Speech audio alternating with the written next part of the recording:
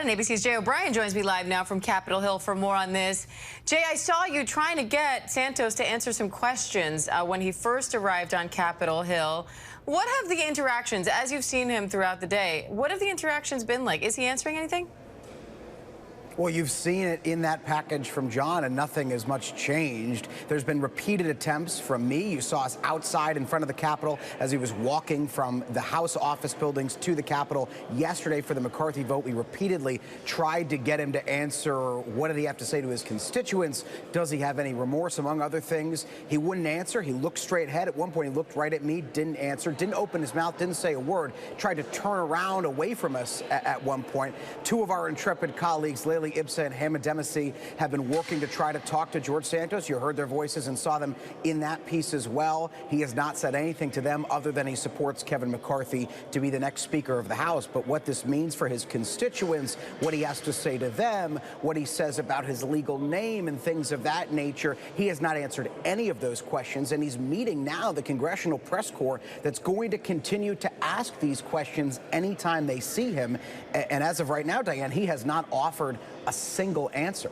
Jay, did you play football or something? I mean, he was roll dodging you. He was really trying everything to get past you. You stuck right next to him the whole time.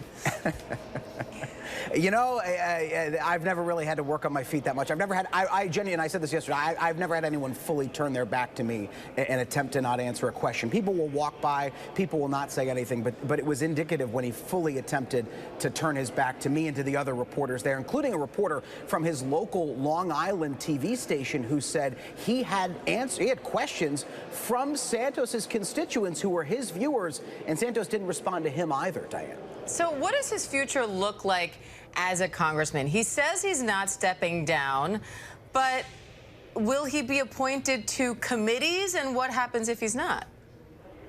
Well, that's the open question that confronts Republican leadership. Right now, they're looking to get through this battle of who will be the next Speaker of the House, but that will be a glaring question that confronts them whenever they decide who's going to lead the House GOP conferences, what to do with Georgesantos, where does he serve, does he serve on committees?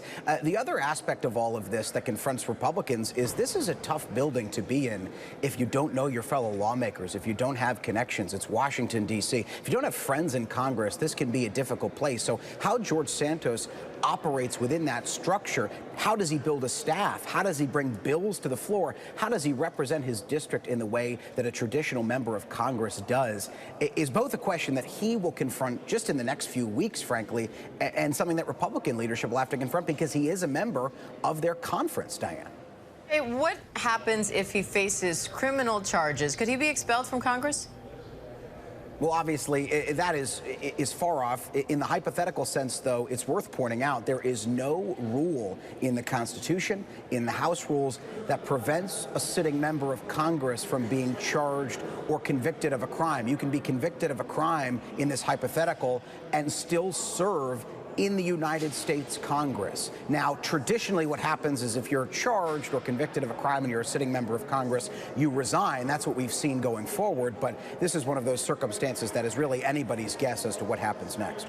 All right, Jay O'Brien on Capitol Hill for us, dodging, weaving, running. Jay, we appreciate it. Thank you.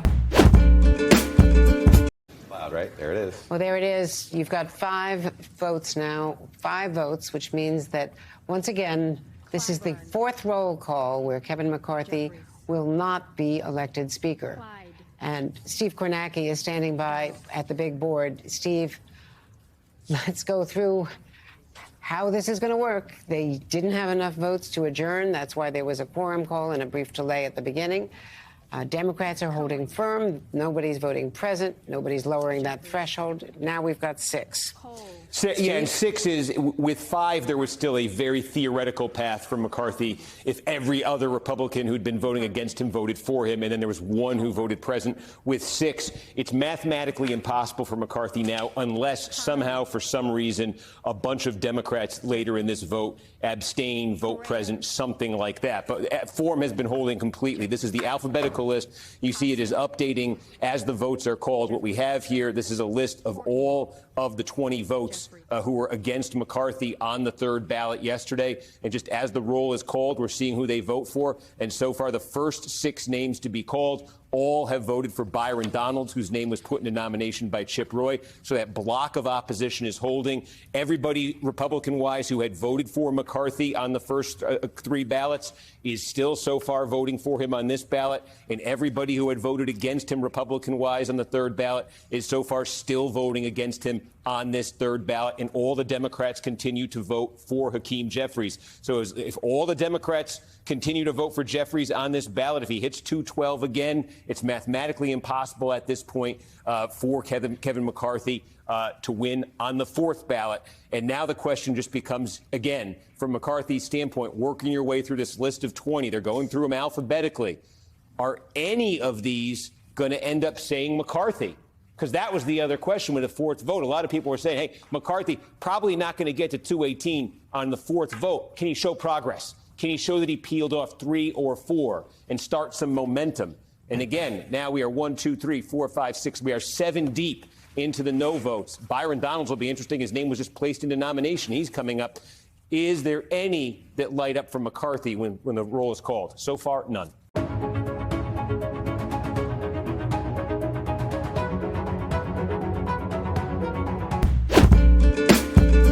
We have to find common ground to get major legislation done in any circumstance ever, but particularly the circumstances we've been in the last 4 or 5 years have been less than cooperative.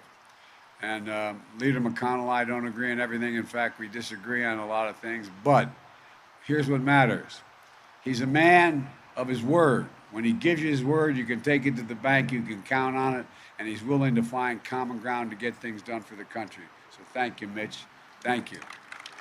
And that's exactly what we did in the bipartisan infrastructure law, which got done in no small part because of Mitch's leadership.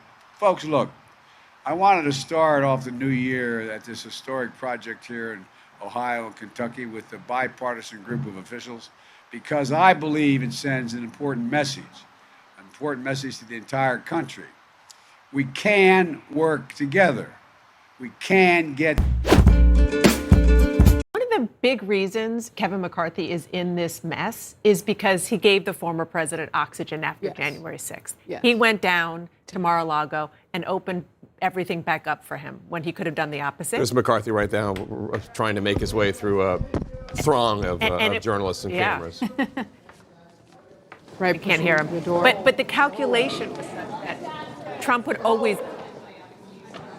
always be incredibly popular with the base. And now what you're seeing is, I talked to an ally of Donald Trump on Capitol Hill who said that the former president is calling some of these 20, and he doesn't have the juice anymore. Right. Well, you saw Matt Gaetz. Congressman Matt Gaetz actually even made fun of Trump in a comment that he made to Fox when Trump put out the statement backing McCarthy. Gaetz, one of the leaders of the rebellion, wrote sad, making fun of how Trump tweets. Right. No, I mean, look, I think at this point, Trump would have more influence in the process if he were to suddenly say that they need to get rid of Kevin McCarthy or something along those lines, because it's very clear that he doesn't have the power anymore to actually give Kevin McCarthy the speakership. And, you know, I think I don't know if it's an irony or exactly how to put it, but this is a moment where Kevin McCarthy, the anger among his supporters at this group of rebels is at an all-time high. There are a lot of people who are supporting Kevin McCarthy who are saying, you know, we cannot give in to them again, because they feel like they've spent the last however many years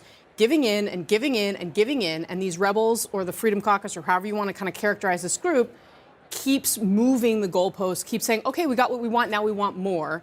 And a lot of the rest, the governing wing of the conservatives, they're fed up with it. But Kevin McCarthy has indulged them at every single turn, and this is the fruit of that. So there are, let us acknowledge that there are legitimate things that this group of rebels has asked for. Some of the things, 72 hours between introducing a bill on the floor and voting for it. Right, but like it, Kevin McCarthy's given them that. Yeah. Right. No, I know that. But here's another one from one of the rebels, Congressman-elect Josh Burkeen, who one of the things in his press release yesterday says that when his mentor, Tom Coburn, served in the seat, more than 50% of all major bills operated under open or modified open rules and could be amended on the floor. A balanced budget was accomplished in that era. Today, 0% of major bills could be amended on the floor, absent permission, blah, blah, blah. But the point is, it's actually like a very detailed request. I want this rule that would allow us to amend bills in an open process without the Speaker just automatically denying it. That doesn't seem like, now it's certainly a recipe for more chaos, but it doesn't seem like an unreasonable request. That particular request is actually a request for a better democracy. Right. Or some of the requests, we want a special committee to investigate Biden, and we want Matt Gaetz to have the gavel, or somebody like Matt Gaetz to have the gavel. Kevin McCarthy's never going to agree to that. Something like that. God forbid our elected representatives, Democrats or Republicans, actually have to go to the floor and debate policy. Right. And vote on amendments, right? But the leadership doesn't want that. And if you're Kevin McCarthy, you don't want that because your majority is so narrow.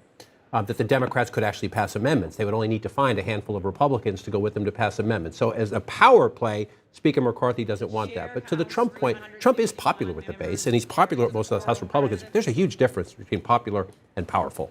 Trump is not powerful anymore. They don't see him as powerful. They do not fear him. The other message, yes, the main thing they want is Kevin McCarthy's scalp. Because they view him as K Street. But they're also sending a message, Jake, to everybody else, that we will have a Speaker of the Month club unless you give us more power, because we will have the votes to remove whoever gets the job.